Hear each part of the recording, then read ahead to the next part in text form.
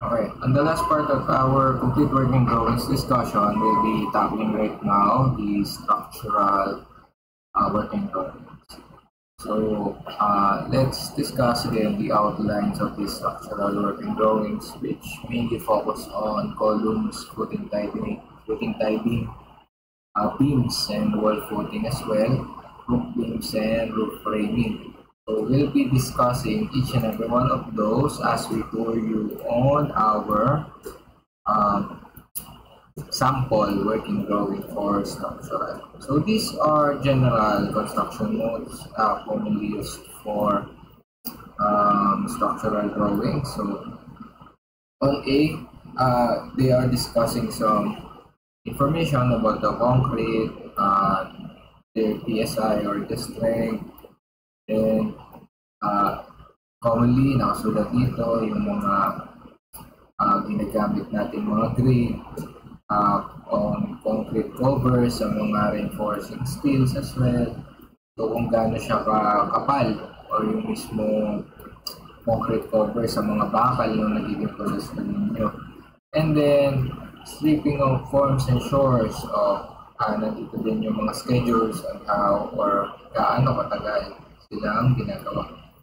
Then sa reinforcement, letter B, kung una, concrete yung dinidiscuss on your general construction notes. Sabi naman, dito dinidiscuss yung mga bakal na ginagamit natin. Specifically, kung paano mo siya gagawin, yung mga rebars natin o yung katawagin di ba, you are familiar doon naman sa mga rebars like meron tayong 10mm, 12mm, and 16mm na commonly available in the length of 6 meters sa ating market. Okay? So nandito yung mga kung paano siya i-attach. Like for example, on this P6, for columns daw, for example, yung poste mo, at any level no more than alternate bar should be spliced. Okay, so kailangan daw alambrehan natin or iikot natin dun sa kapwa niya mismo structural element. So not more than 33% of the bars shall be spliced within required lap length. Minimum distance between two adjacent bar splices shall be 600 mm. Okay. So dapat daw po yung mga splicing natin ng mga bars ay nasa between ang minimum ng 600 mm. So B7, top bars are horizontal bars with more than 300 mm depth of concrete cast below the reinforcement. So as much as possible, splices subjected are tensile and stresses are discouraged.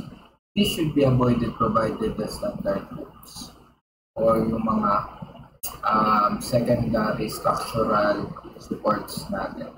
Okay, so itong mga information na to, ito ay commonly naiintindihan ng mga contractor, especially dun sa mga nag-structural works. Then, next natin, yung after dun sa reinforcement natin, we have these trails or structural steel.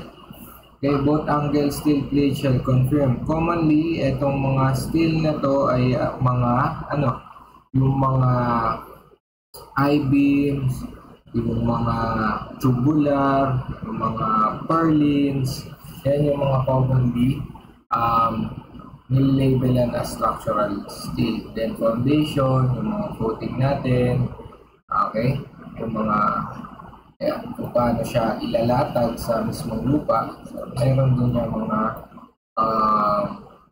rules. Okay? So, sa general notes natin, we have also masonry, which is yung pag-aasinta o yung paglalatag ng concrete hollow blocks. Okay. So, unless indicated otherwise, all dimensions distances are in millimeter. So, sabi sa inyo, ang ating standard ay in millimeter. So, any discrepancy related to the site, drawings, contradictions, or lack of information shall be clarified with the engineer or architect prior to the commencement of construction. Sabi ko nga, di ba, once we created or once we've drawn a structural drawing, we actually pass it to the engineers or to the professionals to look after them, and then they'll make it back to us kung may mga adjustments tayong dapat gawin. So before we finalize, so hindi naman tayo as draftsman, hindi tayo nagpa-finalize ng mga structural elements, especially kailangan itong ma-check ng mga professionals. Especially ngayon nga na puro lindol, di ba? It's very risky to work with these drawings na hindi mo siya ipapacheck or meron kayong illegal practices on this one. So ano-ano ba yung pwedeng makita sa isang structural drawing? So i-tour ko kayo. Again, meron ako ditong 2-page structural example na kung saan yung kanyang left side ay pareho lang. Okay? Ang nilalaman niyan ay general construction notes. Okay? Yan yung nasa notes dito. And then, anong pinagkaiba nila? Let's start with the one on the bottom. Ito ay yung mga additional notes na nilalagay sa structural working drawing. Yung mga yon ay commonly information sa kung paano strategy or technique gagawin on the construction. So kadalasan, kada firm, hindi pare-pareho yung binibigay nilang mga structural drawings, general notes, at saka mga generic drawings for the structural details. Okay, ito yung mga details niya. Like for example, typical wall stiffener detail. Okay, itong mga wall stiffener natin, ginagamit to reinforce yung ating mga walls. Yan, example, ito. Diba meron siyang, meron siyang dalawang poste sa gilid at merong mga hollow blocks na sa gitna. So, ini-stiffen nila to para mas kumbaga mas dikit yung mga wall, especially kung sobrang haba na ng ng distance mo. Okay, ngayon lagi ko tinuturo on our room that we shall have 3.5 to at least kumbaga maximum pala, not at least, maximum of 4.5 millimeters na mga columns in between. Kasi pagka sumobra kayo dyan, yung market length natin na 6 meters ng bakal ay hindi aabot. Meron naman nabibili na mas mga mahaba, although hindi kasi siya kumbaga convenient. Okay? So ito naman ay pinapakita dito na meron siyang beam, hollow blocks, tapos pwede ka rin gumawa ng stiffener beam other than the stiffener column. Okay? Tapos, na naman tayo walls. Tapos pinapakita dyan yung dowel, yung nilalagay na gitna pataas na mga bakal sa mga hollow blocks. Tapos nilalagyan siya ng support. Okay? Na mag-hold sa kanilang mga joints. Okay? Kung saan yung mga dugtungan. Okay, ito naman, yan. Ito itsura ng beam sa loob, ha. Ito mga to ay yung mga bakal na pahalang at ito yung mga bakal na pa-lengthwise at saka sa crosswise ito. Okay? So ito ay pinapakita yung representation ng itsura ng bakal sa loob at gaano kalaki yung kanyang mga gaps. Okay? Yung concrete covering nila sa bakal. Then ito ay mga example ng slab detail. Pinapakita dito na yung 100 mm thick natin na slab, okay? Kunwari from lupa siya like this one, di ba? Ito yung compacted gravel bed, tapos gravel. Okay? Sorry, dapat nakapunta siya dito. Yan, tapos tambak, di ba? Ay, tama ba? Yan, tapos tambak, tapos bubuhusan natin yung ating mga flooring, which is meron tayo doong mga parilya ng kumbaga bakal. Okay? So sinasabi dito na reinforcement bars 10 diameter at 300 mm. Meaning nun, class, kunwari, you want to understand talaga, yung iba kasi wala namang pakialam. Anyway, you want to understand kung ito ay sinulatan ng ganito. Ibig sabihin daw, yung mga bakal na to at ito ay,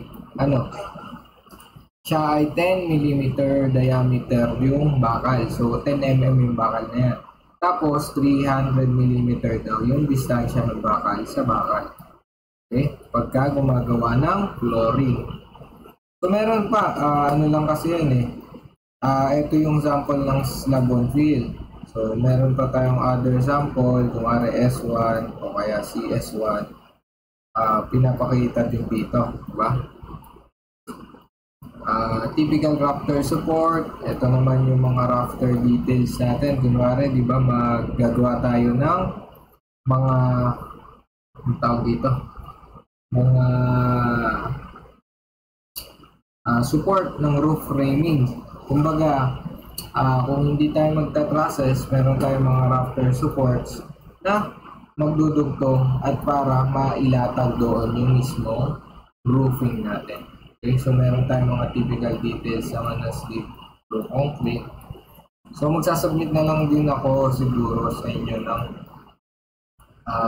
structural sample para paano may sample na lang. Pero hindi ito ha, kasi ito ay gamit natin. So, pero although since this is recorded, you can actually make yours. Okay, yung sarili mo. Kasi ito ay kunwari ginawa mo, tapos ginaya mo lang na gayang-gaya ito. So, makikita kasi na, kila ano to especially kung kami, halos ito yung gamit namin. Makikita nila na either ito ba ay ginaya mo lang o hindi mo original work talaga as your drawing. Okay? So, yan, may mga typical stair detail pa tayo, tapos tinuturo dyan paano ang bakal, ano ang bakal na nilalagay, at ano ang kanilang mga spacing. Okay, ito yung typical fence detail natin, pati bakod nilalagay natin kung ano ang kanyang mga structural details. Ngayon, ang makikita dito sa one page na puro details na to, that you don't have to actually work on na lahat na to ilagay nyo, di ba? So, ito nga ay pinili na to, kumbaga generic na lang yung tinira. So, sana ganun din yung maging structural details ninyo. Yung mga detail ninyo ay piliin nyo lang. For example, ang mga kailangan nyo lang is si slab, okay? Slab details, ano pa? Si wall footing details, o yung mga footing na kung saan ito yung nilalagyan mo ng hollow blocks, tapos siya ka palang magpuposte. Okay? Ano pa? Stair details, yan, mahalaga din yan, especially second floor or 2-story. Then, typical top of column, paano dugtungan, pwede kayo kumuha sa internet actually. Planted column to beam, paano daw itsura pagka yung column mo ay hindi pantay at basta pinlinat mo lang sa second floor. So, ito yung details niya. Okay? Tapos, depressed slab detail, pagka mas mataas at mas mababa, at saka typical ledge details natin. Pag tayo ay naglilintel. Okay.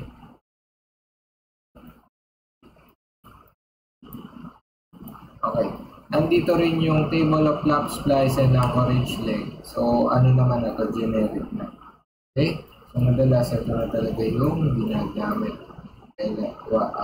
Standard hooking, lap slice, okay, so nandiyan na lahat. Next natin is the ano ba? Ayan, so meron tayo dito 10mm diameter, 12mm, 16mm diameter, and mas makakapal pang bakal. Commonly pag 2-story hanggang dito nagagamit natin. Pero pwede rin tayo gumamit nito, kaso nga lang sobrang mahal na. Isa pa, hindi lang siya mahal, bukod doon ay napakahirap din ibaluktot kung mahirap din siyang gawin. Okay?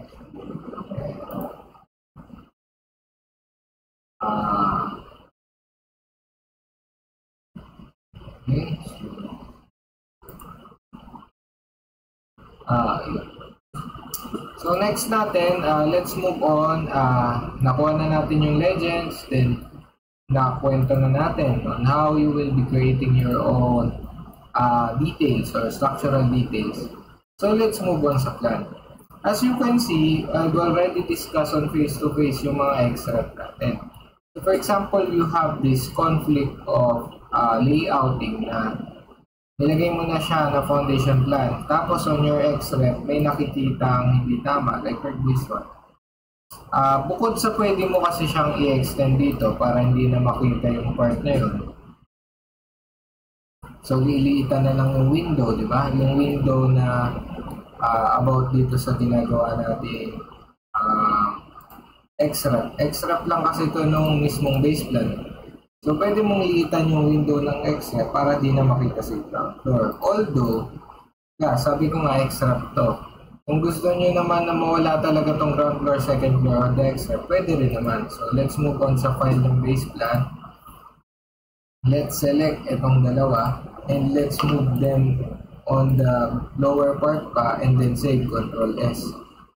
Okay, so save natin Ctrl S and then we'll come back dun sa kanyang structural. You'll see this note na i-reload daw. So we can reload all modified text. Okay, so makikita nyo na itong mga to is bigla na lang mawawala kasi na-reload ko na. Okay, na-move natin siya pababa pa dun sa isang nating file ng base plan. Okay, so nawala na siya. So saan siya napunta? Pag ito ay na-extend ko pa hanggang dito, of course makikita nyo din siya. Nasa baba pa.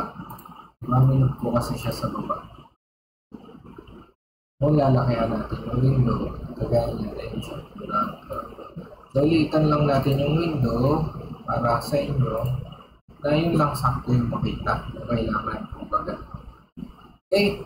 So, ano ba yung nilalaman ng structural working drawings? Number 1 is yung foundation plan. Ngayon, si foundation plan, ano lang mga laman yan? Mga columns actually, di ba? Tapos yung mga columns na yan, nire-represent din naman natin siya on architectural drawing, di ba? Pero dito kasi ang kinaiba, lalagyan mo na siya ng footing plus C2F2, C1F2. Bakit sa reto mga to may mga footing pero walang tie beam? So ito kasi wala naman tong load bearing, ang binubuhat lang nito ay balconize sa taas. Actually, not balcony pa nga eh. Ang binubuhat lang nito ay roofing works. Okay, so okay lang na walang tie beam since meron naman mga kumakapit na CHB dyan. Tsaka isa pa, ito, mga columns na to, commonly ginagamit lang tibay nila sa pagbubukas ng gate. Then ngayon, pag nakita nyo dito sa mismong loob ng bahay, since naka-gray na yung ating layout ng floor plan, mas madali nyo ring ma-analyze ulit yung mga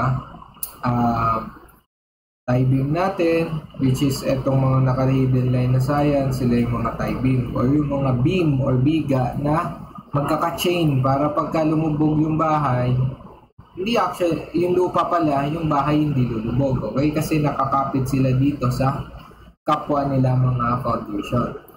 Ngayon, bakit may mga pulang hidden line? Ito ngayon yung tinatawag natin na wall footing. So ngayon, madalas naglalagay tayo ng wall footing, kunwari ito, CR. Diba mag-aasinta dyan? Like for example, maglalagay ng ng hollow block. So hindi naman pwedeng ipatong mo lang sa lupa yung hollow block. So kailangan makagawa tayo ng wall footing para after the flooring, merong pagpapatungan at merong tibay yung mga walls na ginagawa natin. Ganun din dito. Okay, yung mga wall footing lang dito, makikita nyo hindi siya nagtatama. So, kasi updated yung plan. So, pwede naman natin siyang kumbaga, ayusin na nakaayon dun sa ating plan. Like for example, itong wall footing na to. Kinakailangan magkaroon ng wall footing dito sa division ng dalawang stairs para magkaroon ng bubuhat sa stairs dito sa banda dito. Okay? Kasi, ang ilalim nitong stairs na to ay technically yung pa rin, yung kwarto dito. So actually ito pwede na rin wala ito.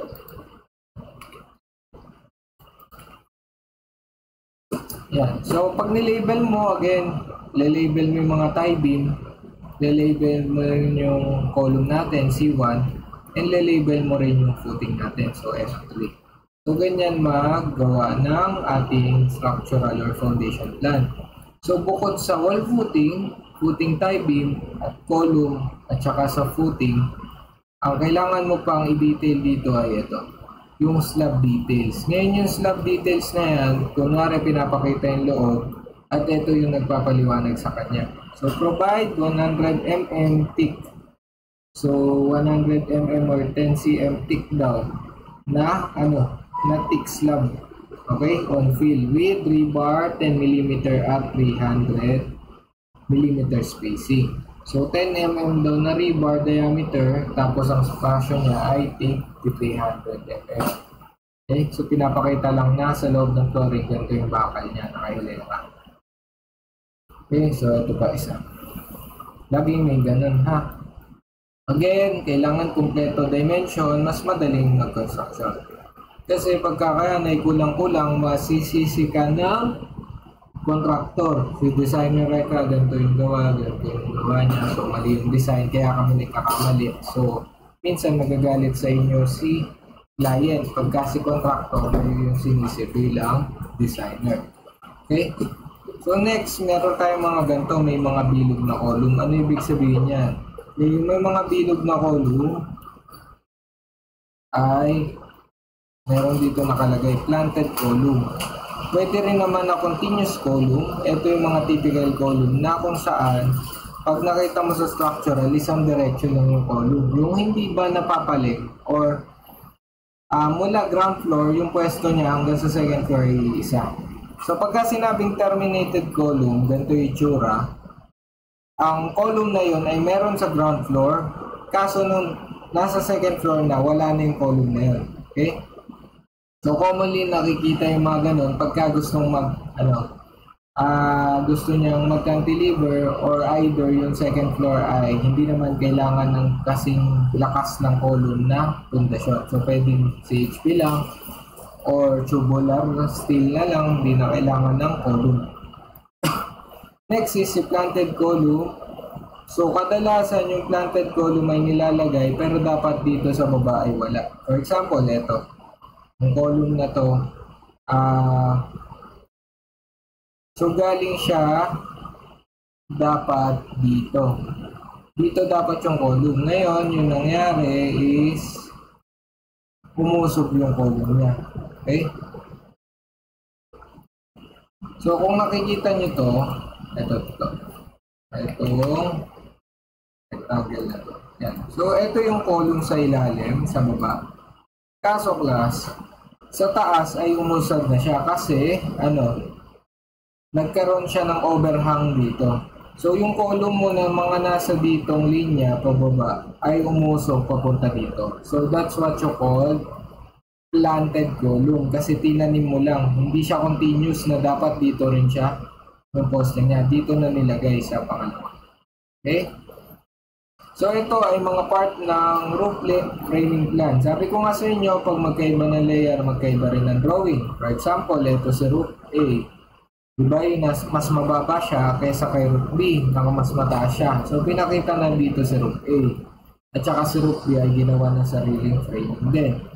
Okay, so ngayon makikita dito is yung mga beam which is cyan, RB. Color cyan yung mga beam natin, no? RB ang tawag dyan, roof beam. Bumubuhat ng mga rafter trusses, okay? Mga tubular. So ngayon, itong blue, ito yung mga rafter na tinatawag natin. Na kung saan ay binubuhat niya itong mga C-purlins na pagkakapitan ng mga GI sheet o yung mga yero.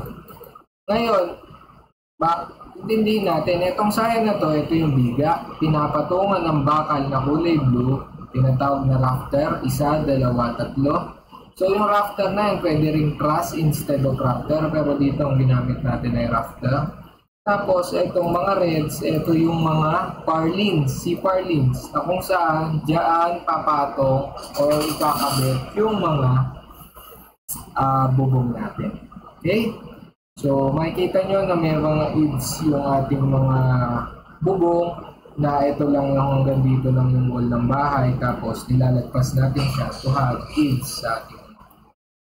So, tapos na tayo. Meron tayong foundation, second floor framing at roof framing. Tapos ano pa yung kailangan natin expect sa ating structural drawing, kailangan meron tayong typical RC beam detail and schedule. Ito naman ay typical, itong sample na pinapakita ko sa inyo, pwede nyo siyang gayahin or i-draw ng sarili ninyo. Ito ay beam detail na kung saan kailangan ng verification depende sa schedule na binigay ni engineer. Okay, so punta tayo dun sa schedule. Ito yung RC beam schedule, reinforced concrete schedule. Ngayon, yung schedule na yan, merong floor level, foundation, ibig sabihin nun, yung beam mo ay yung footing tie beam, yung nasa ilalim ng lupa na beam. Second floor, yung beam na bubuhat ng second floor. At yung roof floor ay yung beam or roof beam na tinatawag na bubuhat naman ng roofing mo. So again, yung foundation level, ito yung mga footing tie beam bumubuhat ng iyong flooring.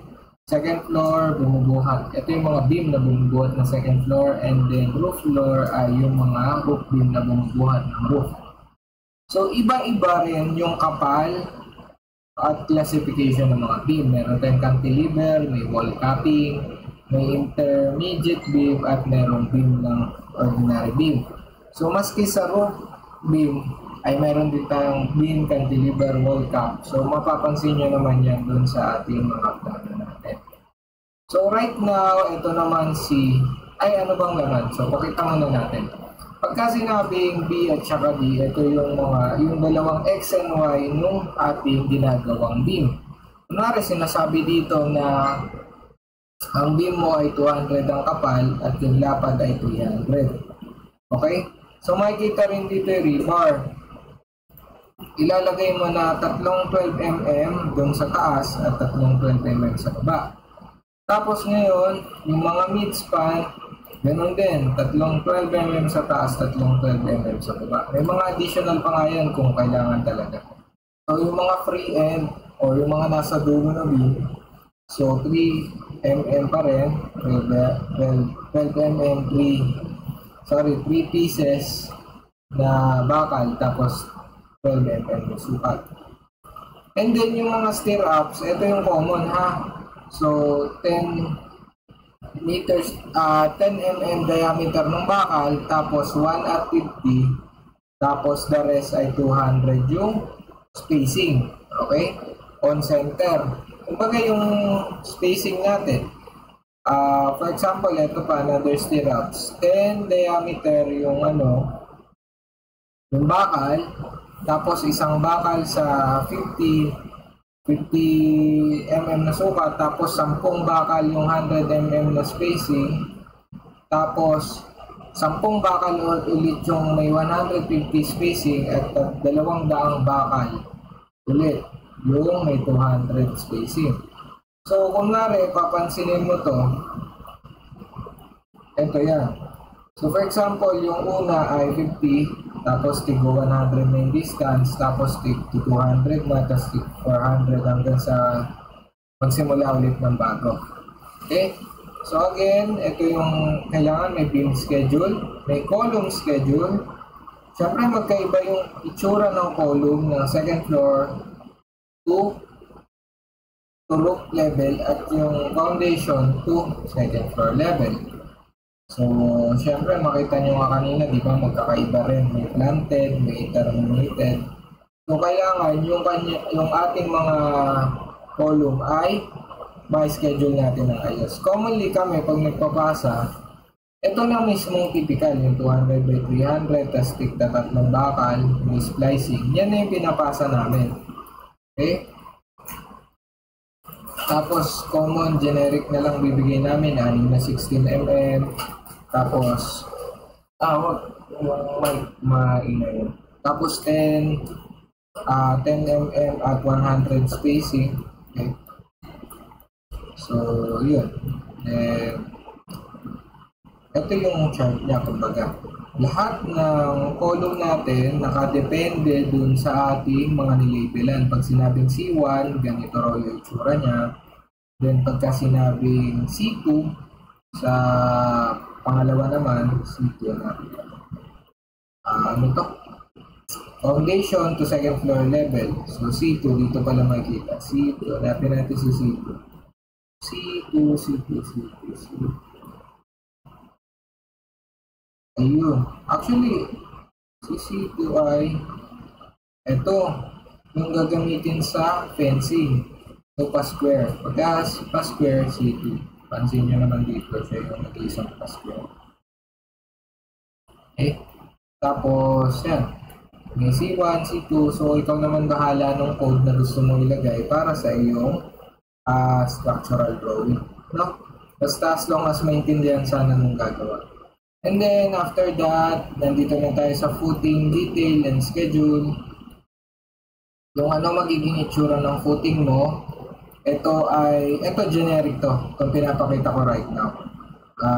Ayun o, nakalagay pa nga, verify, varies, there.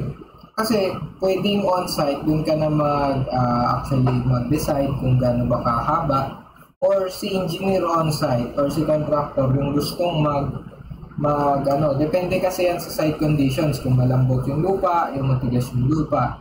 So kung ma-verify na, kung ano yung gamitin, yun yung gagamitin. Okay? And then column footing schedule. Again, ito nga yung mismong nagpapaliwanag ng lahat ng column footing. Ngayon, ito namang chart na to, yung nagpapaliwanag, di ba sinasabi dito na merong length at saka width. Siya ngayon yung magpupuno doon. So sa length, 1,000 daw dito, 1,000 dito. So hindi mo na kailangan i-drawing. Maggawa ka lang ng isang generic, tapos dito na i-assess alin ba yung L width, saka yung TD.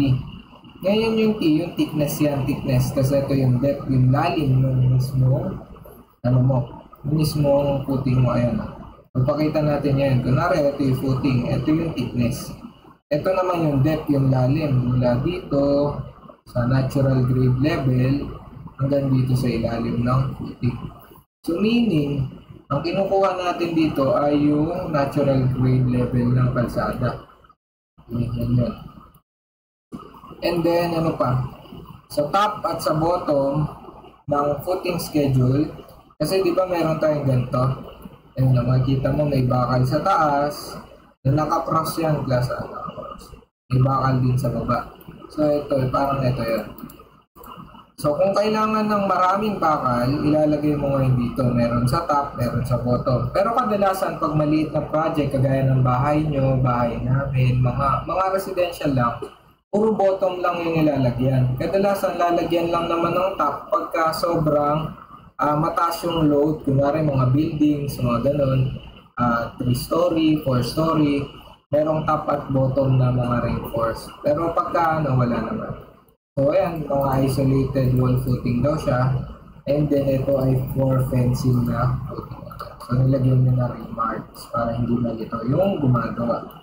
So ngayon, tandaan nyo lang pag gumagawa ng roof framing kung saan yung paglalatag ng mismong long span mo or yung slope ng mismong roofing mo kontra doon or nakakross doon yung paglalagay ng roof framing. Hindi siya nakasunod ha. Kasi ang latag niyan, kung mari sa totoong buhay, ito yung yero pa ganyan. Okay? So dyan itotornil yung ganun. Okay? Hindi pwedeng yung yero mo pag ganito. Hindi pwede naman. Pero ito bahala sa sarili mo. Hindi siya nakakross.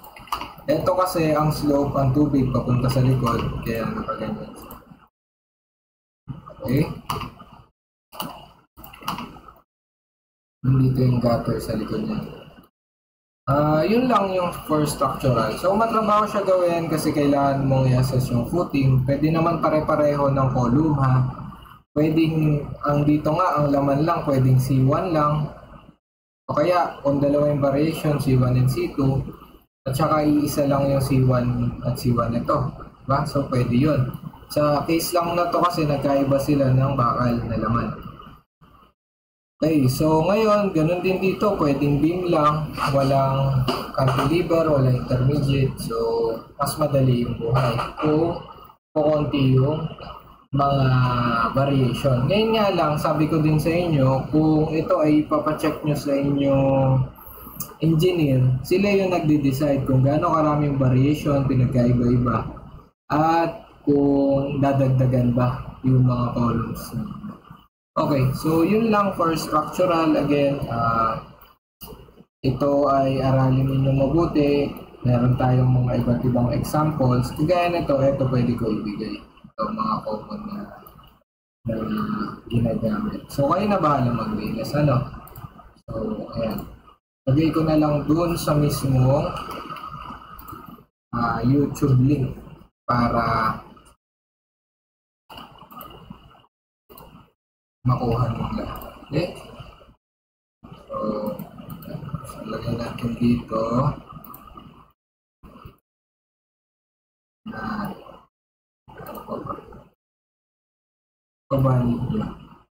hindi naman for architectural.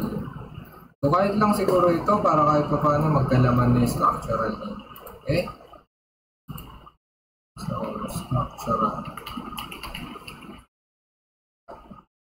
Yan. Tapos we'll be sending this one and hopefully yung exam natin ay masagutan ninyo. In the end of this video, yung mga structural elements naman, yung mga common lang yung tatanungin natin. So, kung hindi nyo man napanood yung video na to and nanonood lang kayo for the sake na matutunan na ulit yung structural, yung nasa exam naman ay wala masyadong kumbaga hindi masyadong detailed na hindi na ituro, kumbaga. Okay? For experience, yung mga ilalagay lang natin is yung mga common, like sino bang bumubuhat ng second floor, and then of course si beam, okay? At saka sino ba yung structural element na bumubuhat naman like vertical structural element na bumubuhat ng building, which is ang tawag na si column. Of course, pagka sinabing horizontal structural element na bumubuhat ng building is si beams. Okay? So yeah, meron na kayong 2 points. Class, thank you very much and see you again on after this week. Thank you.